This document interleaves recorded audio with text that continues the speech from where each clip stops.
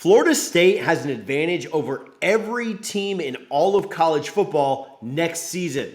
Last year, the Noles returned the 11th most production in all of college football, and you saw how big of a difference that made in 2022. This helped in two massive areas, and it's going to help Florida State a ton in those same two areas this year.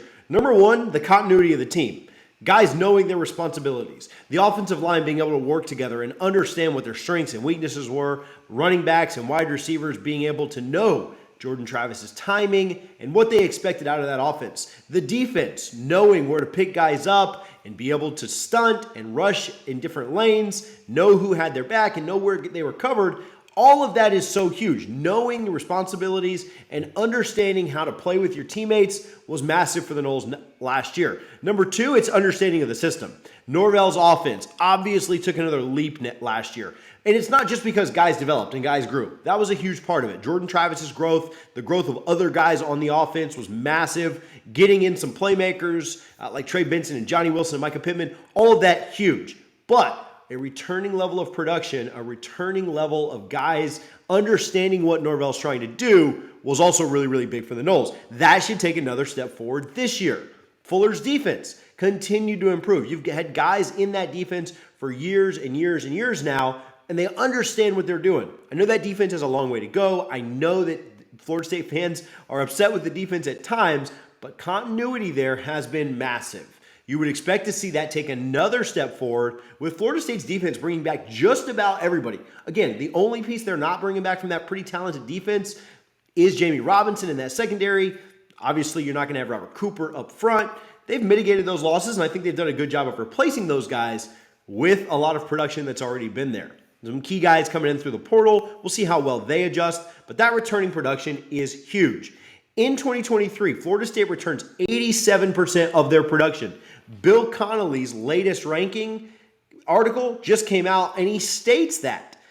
He actually starts that article with a pretty cool quote and a pretty fun line that says, "Brace yourselves, we're going to be talking about the Noles quite a bit in 2023. Pretty exciting to see that love and that attention, that hype already being built by ESPN.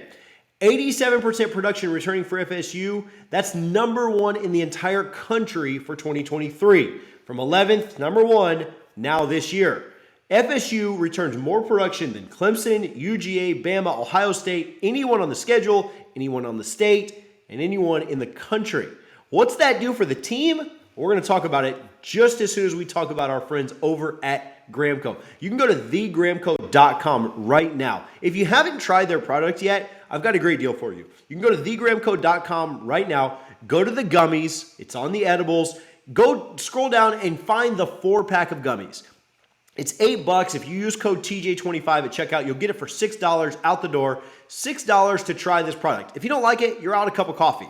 If you do like it, you've sampled it, you've had a little bit, you can try it, and you can try other of their products going forward. We had a lot of people messaging us and asking for different samples or just wanted to try things without investing in a full box or a full package of their products. So here's your chance to do that. $6, try their gummies out, use code TJ25 at checkout, see if you like them, and then go ahead and order more because I guarantee you're going to like them. 4 different flavors. They've got blue raspberry, tropical fruit punch. They've got watermelon and sour green apple. You're going to like them. Check them out, thegramco.com. Back to returning production. This gives FSU a serious leg up, and it's going to be vital for them to take advantage of it. Here's why. Everybody across the nation has to figure out how to play with each other and play with the new teammates that they've got, whether that's guys from the portal or whether that's different parts of their offense or defense that's stepping up and new or whatever the situation is. Teams have to figure it out. The learning curve, in theory, should be less for Florida State than anyone else in the nation due to the returning production they bring back. FSU's schedule is tougher than anyone else's in the country when you look at September. I don't care what any SEC fan or what anybody else in the country has to say about that. Florida State is going to play a top 10 team in LSU and then a top 10, maybe 5 team in Clemson within 2 or 3, 4 weeks. That month of September is going to be brutal for the Noles. They also play a BC team that returns a lot of talent on the road. I know BC wasn't great this year, but they do return a lot of production we'll talk about in a minute. And their Southern Miss game that they play earlier in the year is on a short week because they play LSU on Sunday night. Here's why this is a big advantage for the Noles. They're getting 2 top 10 teams early in the year, and the Noles return more production than both of those teams. Now, those teams didn't return a little bit of production. They did pretty well. They're both in the 30s. We'll get to those numbers in just a minute.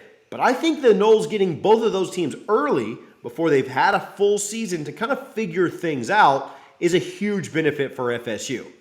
Here's where all that returning production makes a difference. Florida State has to get off to a quick start this year. The season is either going to be a good season because they win 9 or 10 games, or it's going to be a great to elite season because they win 11 or 12. Being able to trot a veteran quarterback out there when Clemson will be starting a very young and inexperienced QB against a team that brings back just less production than you is going to be big for FSU. Teams take time to gel together, and Florida State having their toughest 2 games early, when they should be able to find their rhythm a little bit earlier, is going to be big for the Noles.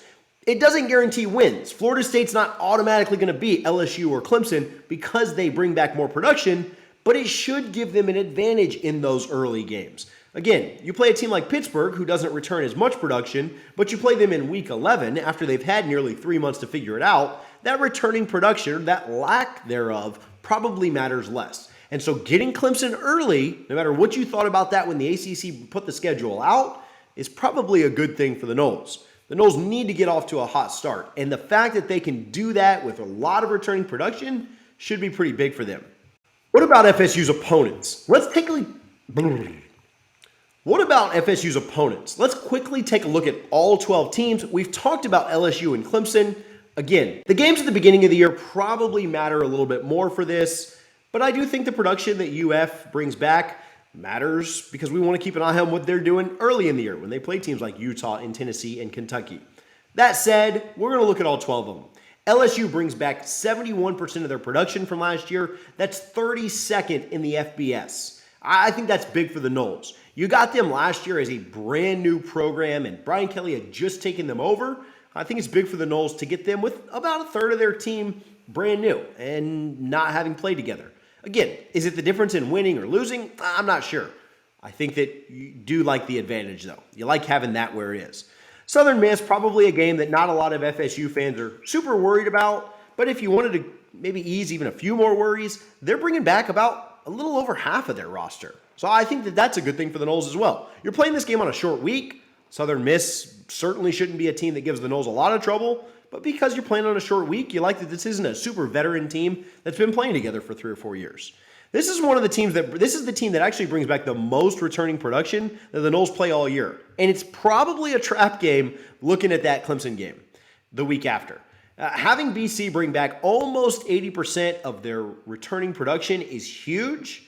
I think the Noles have to very much take this game seriously. It's on the road in Boston with a huge matchup, biggest game of the year, Clemson the weekend after. It's a pretty productive team that's coming back to play against the Noles in week 3. Something to just keep an eye on. No excuses for the Noles to lose this game, but something that I think we should monitor. Clemson, obviously the biggest game of the year. They're number 36 in the FBS, bringing back about 70% of their production from last year. This will be big. The big problem, or the big question mark, is the fact that the quarterback is not part of that 69%. And they're going to have a young quarterback in there who has a ton of talent, but are they able to get past the Noles who bring back a ton of talent their own? I think that's a big one, that Clemson game there. 38th in the FBS, just behind Clemson, is Virginia Tech. Virginia Tech brings back a lot of talent, and they weren't a good team last year by any stretch of the imagination, but they're bringing back a lot of returning guys, and I think that's something that Florida State fans need to be aware of and need to kind of watch out for. Virginia Tech is a team that has a lot of guys that played last year, a lot of confidence. I still think FSU should win that. I don't really think that that's one that should worry FSU fans, but it is something, again, to keep an eye out for, just how much production they are truly bringing back. A couple that are very similar here. Syracuse, the week after, 24th in the FBS with 73% returning. Again, they're bringing a lot of guys back. Florida State really did have a pretty wide gap between Syracuse and themselves last year. I don't think this will be a massive problem, but Syracuse does bring a lot of guys back. And then Duke brings a lot of guys back. A team that won 8 or 9 games last year, a team that I think is kind of on the rise. I like what Elko's doing. They bring back the 33rd most production in the FBS. More than 70% of their team is back again this year. And though I think Florida State's much better, it's interesting to see that Duke should have a pretty good year again this year, bringing back a lot of that core from the team that was very, very successful last season.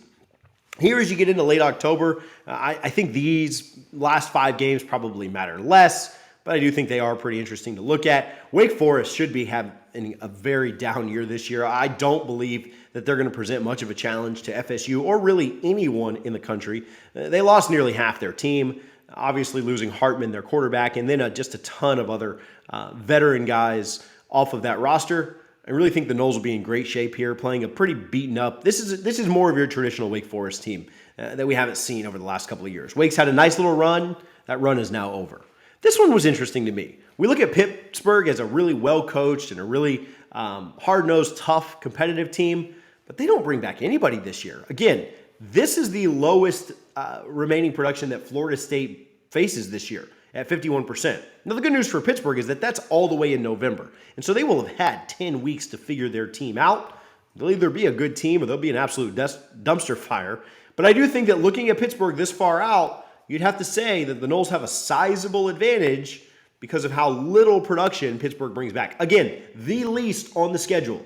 And Florida State probably doesn't want to have to go play Pittsburgh in that super cold weather.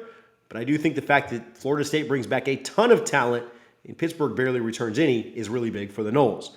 Here's one that's fun. It's a rivalry, of course. Miami brings back a lot of production. Now, that production wasn't very good last year, and so maybe that's a good thing, maybe it's not. Again, you're playing this game in mid-November where Miami will, again, either have it figured out or be a complete dumpster fire. But Miami brings back about 2/3 of their production, and I think that we'll see kind of how they play down the stretch and what that looks like in November. North Alabama is an FCS opponent, so they weren't listed. Don't know if that's a game that really should concern Noles fans too much.